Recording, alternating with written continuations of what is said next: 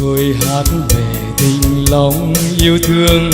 Có những người dân quê tôi vẫn ngày đêm gắng công miệt mài để ngày mai tương lai xa ngời.